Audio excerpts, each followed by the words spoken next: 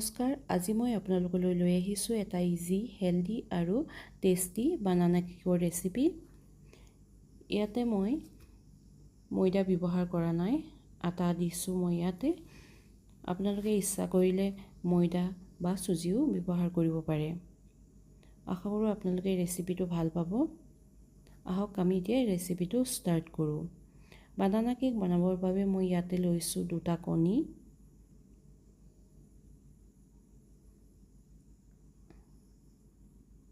1/4 cup refine oil, ইয়াতে দিছোঁ মই আধা কাপ পাউডাৰ চুগাৰ।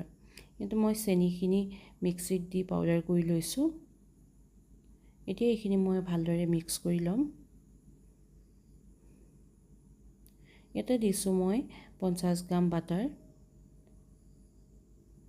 যদি আপোনালোকে বাটাৰ নিদিওঁ বুলি ভাবে তেতিয়া ৰিফাইন তেলৰ পৰিমাণটো বঢ়াই দিব। য'ত মই ৰিফাইন তেল 1/4 কাপ দিছোঁ, যদি বাটাৰ নিদিয়ে তেতিয়া ৰিফাইন তেল 1/2 কাপ দিব।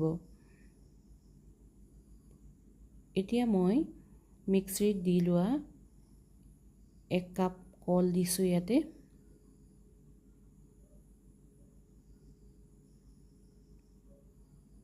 এইখিনি মই ভালদৰে ফেটি লৈছোঁ।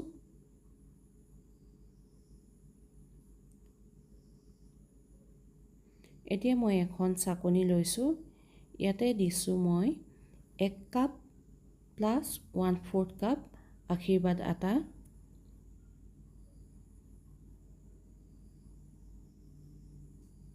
হাফ টিস্পুন নিমখ, 1 টিস্পুন বেকিং পাউডাৰ।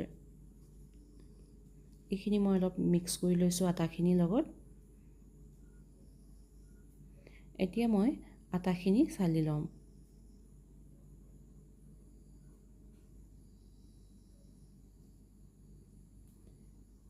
এয়া মোৰ আটা চালা হৈ গ'ল। এতিয়া আটাখিনি মই ভালদৰে ইয়াতে মিক্স কৰি ল'ম।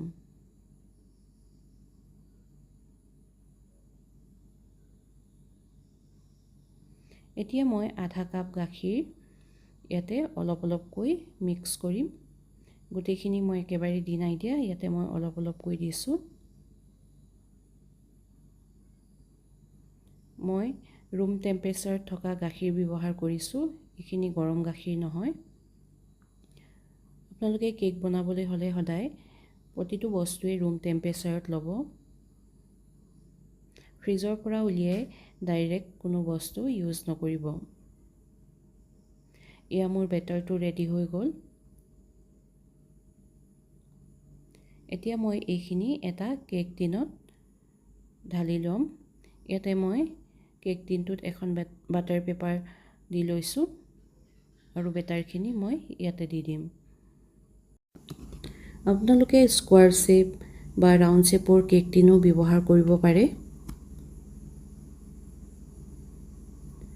এতিয়া মই কেক টিনটো অলপ সময় টেপ কৰি ল'ম যাতে এয়াৰ বাবল নাথাকে।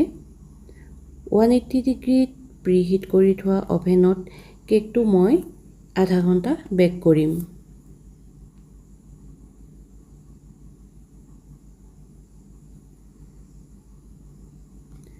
আধা ঘণ্টাৰ পিছত এয়া মোৰ কেক হৈ গ'ল। এতিয়া মই এইটো ঠাণ্ডা হ'বলৈ দিম। এয়া মোৰ কেকটো ঠাণ্ডা হৈ গ'ল। এতিয়া মই কেকটো টিনটোৰ পৰা উলিয়াই ল'ম। এয়া মই তলৰ বাটাৰ পেপাৰখন এৰুৱাই দিছোঁ এতিয়া।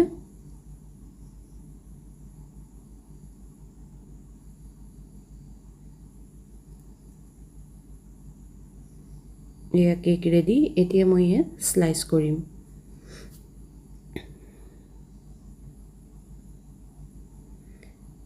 কেকটো আপোনালোকে চাহ, কফি লগত খাব পাৰে বা ল'ৰা ছোৱালীক স্কুললৈ টিফিনতো দিব পাৰে।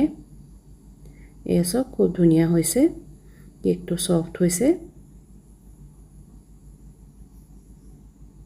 খুব এটা হেল্ডি কেক হয়। আপোনালোকে কেকটো বনাই চাব এবাৰ আৰু কেনেকুৱা পালে মোক জনাব। আশা কৰোঁ আপোনালোকে ভিডিঅ'টো চাই ভাল পালে। ধন্যবাদ।